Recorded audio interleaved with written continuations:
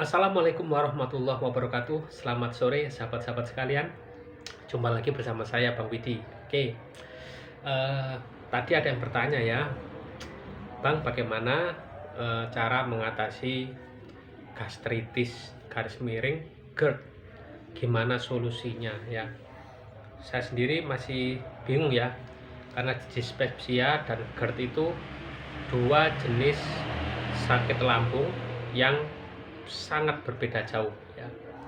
Apakah dia memang dispepsia ataukah GERD atau dua-duanya ya? Mungkin yang dimaksud di sini dua-duanya gitu ya. Mungkin seperti itu. Uh, kalau dua-duanya bisa saya jawab sekalian gitu teman-teman ya. Begini teman-teman ya, dispepsia itu sebenarnya adalah masalah lambung yang dokter pun sendiri tidak jelas karena apa titik masalahnya, tidak tahu. Yang penting sebutannya itu dispepsia fungsional ya. Jadi secara bentuk ya, secara apa ya, kalau dipandang, dimasukin kamera melalui proses endoskopi, itu lambungnya itu sehat, tidak ada kelainan ya, tidak ada luka, biasa normal ya, cairannya juga biasa ya, tidak ada masalah. Tetapi orang itu merasakan sakit, nah itu namanya dispepsia ya. Nama dis itu artinya kan sesuatu yang melenceng ya, dispepsia. Sedangkan kalau GERD itu jelas ya, GERD itu memang katup lambungnya lemah, jadi mudah sekali muntah, cirinya seperti itu. Ini dua hal yang berbeda sebenarnya ya. Kalau memang karena di pertanyaan itu nggak dijelaskan apakah dia ini sering muntah atau enggak, atau gampang muntah atau enggak. Salah satu ciri gampang orang yang GERD itu, dia kalau nggak enak perutnya, misal ya, sikat gigi ya, sikat gigi pagi itu langsung muntah, gampang sekali muntah. Nggak enak perut sedikit gampang muntah. Kemudian mabuk di jalan ya, sering mabuk gampang sekali muntah, cepat sekali muntah. Atau jari yang dimasukkan ke pangkal lidah gitu aja sudah langsung keluar isi lambung. Itu salah satu ciri-ciri GERD, katupnya lemah, gampang sekali dilewati oleh isi lambung gitu teman-teman ya. Tapi kalau memang itu dispepsia, enggak seperti itu. Dispepsia, saya contohnya, saya itu dispepsia vonisnya ya, tapi saya itu susah sekali muntah gitu teman-teman ya. Bahkan dimasukin jari gitu ya, cuma hoek gitu aja, muntah bior gitu susah sekali ya.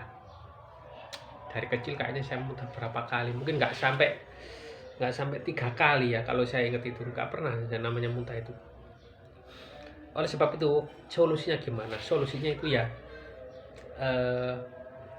bisa jadi dari salah makan ya, nakal intinya. Sudah tahu pantangan, kesukaannya itu dimakan terus. Kebetulan yang disukai itu pantangan. Contohnya suka mie ayam, suka bakso, suka seblak, suka mie kekinian, suka yang santan-santan, soto daging, dikasih jeruk nipis, dikasih sambal. Seperti itu ya. Suka makan makanan fast food yang pedas-pedas semacam itu. Suka yang tepung-tepungan semacam itu. Tapi nggak berhenti-berhenti, nggak stop-stop gitu ya.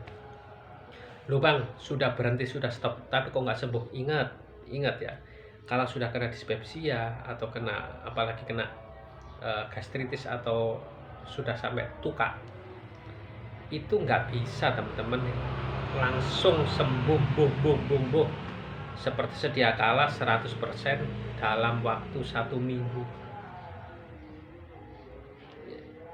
Rasa badan yang enak, rasa lambung yang enak yang teman-teman dapatkan setelah ke dokter, setelah minum obat, nah itu bukan untuk selamanya ya. Ketika teman-teman melakukan pelanggaran lagi, sakit lagi, seperti itu ya.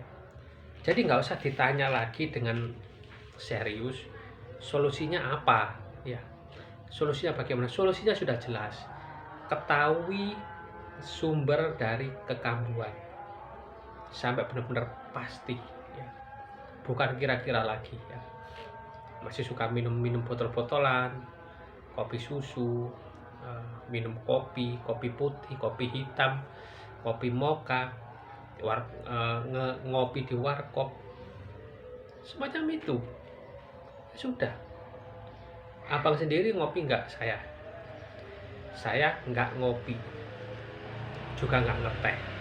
Itu pun masih suka kambuh. Karena apa? Karena makanan, salah makan. Itu. Jadi yang perlu teman-teman sadari di sini adalah perubahan fungsi lambung yang sudah berubah dari dulunya yang siap menerima makanan apapun, pedas, berlemak, asam. Kemudian sekarang mulai ya, nggak sekaligus, mulai sedikit-sedikit mulai berkurang kemampuannya dalam menerima rasa pedas. Ngamuk istilahnya. Menerima asam-asam langsung protes. Nah itu sudah, terima itu, sadari itu bahwa lambungnya teman-teman sudah berubah. Jangan maksa gimana caranya kembali kayak dulu lagi, kasih obat, berobat, ganti dokter, macam-macam alternatif verbal apapun. Bukan seperti itu. Yang harus dirubah adalah mindset, kesadaran diri bahwa ini loh makanan yang sudah nggak bisa saya makan banyak-banyak lagi. Ini makanan yang harus saya batasi benar-benar. Ini makanan yang harus saya tinggalkan. Nah, itu beralih ke makanan yang aman. Jadi pilihan makan kita, pilihan menu-menu kita itu semakin sedikit ketika umur kita semakin lanjut. Itu kesimpulannya. Jadi jangan berharap jawaban herbal ini, herbal itu, kemudian teknik ini, teknik itu, totok saraf atau ini. Bukan. Ini sesuai dengan pengetahuan saya, versi saya ya. Tanyanya kan ke saya, tanyanya kan di channel ini. Ya. Balik lagi nanti. Sudahlah, kasih itu kopi, kasih itu mie instan ya. Kambuh lagi, sudah nggak sama dengan kayak yang dulu lambungnya itu yang nggak disadari ya, masih aja nganggep kuat, stroke, akhirnya kambuh lagi. Tapi yang dicari itu apa obatnya, apa herbalnya, seperti itu. Cukup jelas ya? Kalau belum jelas kita bahas lagi di pembahasan yang lain, akan saya selipkan di mungkin pembahasan menu-menu atau yang lain ya. Saya tahu nggak banyak yang nonton video saya ini karena masih channel sederhana, channel kecil ya. View-nya juga masih sedikit ya. Nggak masalah, nanti akan saya selipkan, saya ulang sambil diselipi dengan materi-materi yang lain agar teman-teman nggak bosen gitu ya. Intinya teman-teman paham bahwa lambungnya sudah nggak kayak dulu lagi, nggak usah maksa-maksa dirubah kayak dulu lagi, nyari herbalnya apa, obatnya apa-apa seperti itu. Cukup ketahui titik permasalahannya, sebabnya apa, pemicunya apa, kemudian hindari atau batasi. Sekian dari saya, semoga bermanfaat. Wassalamualaikum warahmatullahi wabarakatuh. Salam sehat jiwa dan raga.